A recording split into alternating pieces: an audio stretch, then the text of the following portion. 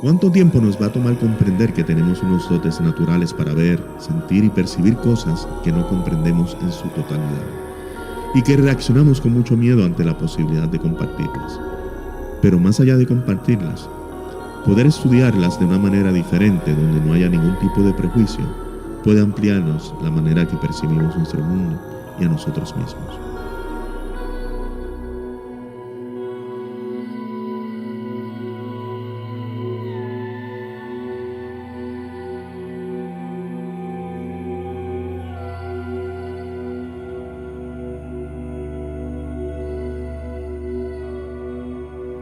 Bueno, pues muchas gracias al Santo por recibirme aquí en estas confesiones tan no particulares. Nunca me había confesado ni con la Iglesia Católica, ni con el Santo de Santurce, ni básicamente con la única persona que me confieso es conmigo mismo.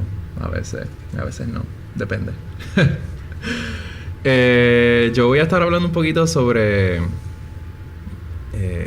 mi proceso de reincorporación y mi proceso de reencuentro una vez cuando vino el huracán María, que el caos fue tanto físico y externo como espiritualmente estremecedor. Y yo creo que luego del huracán muchas cosas quedaron rotas, o no necesariamente rotas, sino que se dieron la oportunidad a ser renovadas de una manera diferente. Cuando pasó el huracán María, yo me mudé nuevamente a casa de mi familia en el sur de Puerto Rico, y estábamos específicamente pues en Sabana Grande, pues mi familia es de allá. Y en mi casa no pasó nada catastrófico. Yo no perdí el techo, yo no perdí las ventanas, yo no perdí a mi familia, pero yo perdí mucha de la esperanza que me quedaba quizás en ese momento de mi vida. Era un momento de mucha transición, y bueno, pues encima de eso el cherry on top fue el huracán, que vino con toda la fuerza a destruir todo lo que se encontraba a su paso, pero también vino a crear un espacio de renovación, pues como ya había dicho. Y luego de que pasó el huracán, en los días, como 3 días luego de que pasó el huracán, que ya la gente estaba recogiendo los escombros y la gente se estaba reincorporando en sus casas y estaban adaptándose al nuevo estilo de vida sin agua, sin luz, sin las comodidades de antes. Era como regresar a un Puerto Rico a destiempo. Yo estaba recogiendo mi cuarto y en mis manos cayó un libro que se llama The Song of God, que es un fragmento de el Bhagavad Gita, que es uno de los textos del hinduismo. Y pues nada, me puse a leer este libro, y este libro me habló un montón sobre lo que ya yo tenía y cargaba conmigo espiritualmente, pero es como si luego de que yo leo esto, era como si alguien que vivió en otro tiempo y en otra vida y en otro espacio a mí me estaba reafirmando lo que ya yo creía y sentía dentro de mí. Y caigo en una rutina de meditación, y caigo en yo diría que casi como un ritual diario de antes de irme a dormir. Siempre me sentaba frente a mi escritorio y me ponía a meditar todas las noches, después de María, todas las noches. Y al principio pues resulta ser un poco incómodo. Quizá te sientas mal y la espalda te duele y te empieza a picar la nariz y te pica la espalda y te pica el pelo. Y eventualmente tú estás cayendo en este espacio que yo le llamo el espacio cero, o el espacio origen, o el espacio... ese espacio de la paz, como que de donde emana todo lo que crees que tú eres. Y digo que crees que tú eres porque todo lo que tú crees que eres, pues lo categorizas con palabras, y lo categorizas con sentimientos, y lo categorizas con nombres. Y todo lo que es categoría es creación humana, ¿no? Y todo lo que es creación humana, pues no es lo que realmente es en el fondo. Y pues yo estaba cayendo en esta rutina meditativa y caí y eventualmente yo me sentaba a meditar y yo caía en ese espacio de silencio. Y era como cuando tú vas a la playa y revuelcas el fondo de la arena, tú sientes que todas esas partículas de arena están flotando dentro de tu mente y están flotando a mansalva en todas las direcciones y dirigiéndose a todas partes y viniendo de todas partes. Y eventualmente toda esta arena va cayendo en el fondo y te deja ese espacio de silencio, ese espacio de... Y digo silencio porque así es que se expresa en mí, ¿sabes? Es como...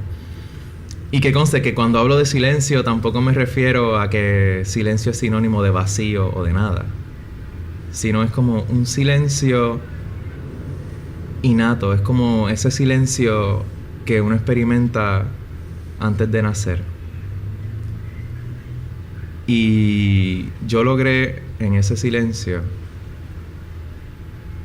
reencontrar mucho de lo que se me había perdido con el huracán. Y a veces uno pierde el silencio. Y a veces uno se encuentra como esa turbulencia en el agua y esa arena que va y viene en todas las direcciones y siempre está ahí dándose cantazos con las paredes de la cabeza.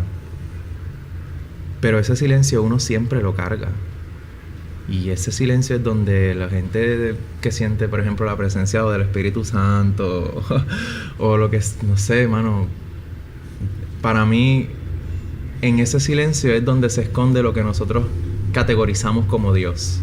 Y es en ese silencio en donde se desarrolla lo que uno conoce como el alma, y es en ese silencio de donde emana toda la inspiración, y que fuera de toda la materia y de todo lo que uno es en cuerpo físico, ese silencio está ahí independientemente exista la materia o no exista la materia.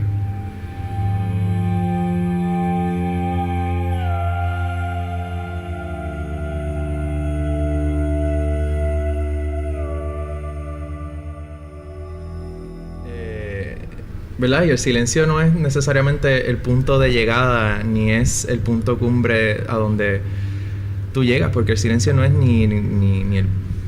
Quizás el punto de partida, pero no es nunca el destino, es siempre el punto a donde tú regresas, pero tú nunca te quedas ahí. Porque cuando tú tienes un compromiso con tu vida espiritual, o cuando tú tienes ciertos tipos de rituales, o tú tienes... ¿verdad? Ciertas perspectivas de vida, el hecho de que tú tengas una vida espiritual no te exime de omitir las acciones en el mundo material. Yo creo que para mí descubrir a El Santo fue una consecuencia de ese silencio, porque esa identidad que está detrás del santo, que es ese ser que se pone la máscara, es una consecuencia de yo quizás de cierta manera silenciar esa identidad, ¿verdad? Que yo a veces me doy permiso para suplantarla como si fuera un alter ego. Y entonces para mí eso que tú estás compartiendo de quién era Aníbal antes del huracán, qué cosas se habían quedado quizás atrás, como por así decirlo, o que se habían de cierta manera perdido, y que de momento el huracán para muchas personas, y yo me puedo incluir, nos da la oportunidad de repensar cómo habíamos vivido, porque de cierta manera hubo muchas pérdidas. Yo creo que hubo pérdida material y hubo pérdida espiritual, pero para muchas personas fue una pérdida que se convirtió de cierta manera en una oportunidad para reconstruir, no solamente reconstruirnos a nivel material y económico, sino reconstruir nuestra personalidad y nuestra espiritualidad. y reconstruirnos con más fortaleza. ¿Sabes? ¿Cómo tú puedes destruir algo que realmente es inmaterial? Tú no puedes... Cuando tú te construyes desde ese silencio, es bien difícil tumbar esa fortaleza.